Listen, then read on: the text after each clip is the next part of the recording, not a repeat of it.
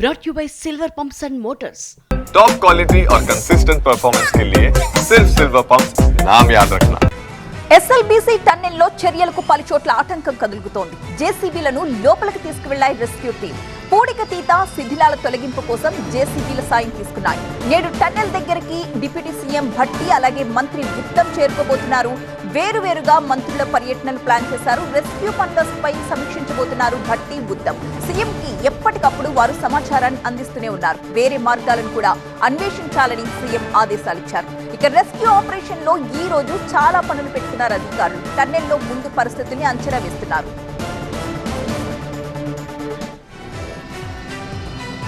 అయితే టన్నెల్లో నీరు పైకి ఉబికి వస్తూ ఉండడంతో సీపేజ్ నుంచి బురద కూడా వచ్చి చేరుతోంది. కొంత బురద మట్టిని సేకరించిన జియాలజిస్టులు రిపోర్ట్ కోసం ల్యాబ్ కి పంపించారు. బురద కాస్త బంకగా ఉండడంతో రెస్క్యూ పనులు కూడా నెమ్మదిస్తున్నాయి.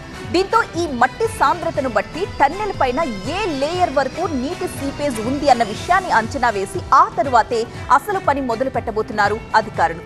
ఇక టన్నెల్ మొత్తం కూడా అంధకారం నెలకొనుంది. అసలు ఏమీ కనిపించట్లేదు. సాధారణ లైట్లు పనికి రావట్లేదు. దీంతో ఫ్లడ్ లైట్ల వంటి భారీ లైట్లు తీసుకొచ్చేందుకు ఏర్పాట్లు జరుగుతున్నాయి.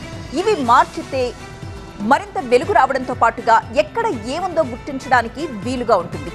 ఇక సీపేజ్ వల్ల లూజ్ సాయిల్ కుంగిపోయి బండరాళ్లు పడి ఈ ప్రమాదం జరిగినట్లుగా గుర్తించారు. అయితే ఈ లూజ్ సాయిల్ వల్ల ఎలాంటి ప్రమాదం జరగకుండా అక్కడ దిమ్మెల్ని కూడా ఏర్పాటు చేస్తున్నారు. అలాగే కన్వేయర్ బెల్ట్ పనిచేస్తే ఈ పాటకి చాలా పనులు సులువుగా అయ్యేవి. కానీ అది పనిచేయకపోవడంతో 2 కిలోమీటర్ల మేర నడుచుకుంటూ వెళ్లి పనులు చేయాల్సిన కఠినమైన పరిస్థితులు నెలకొనున్నాయి.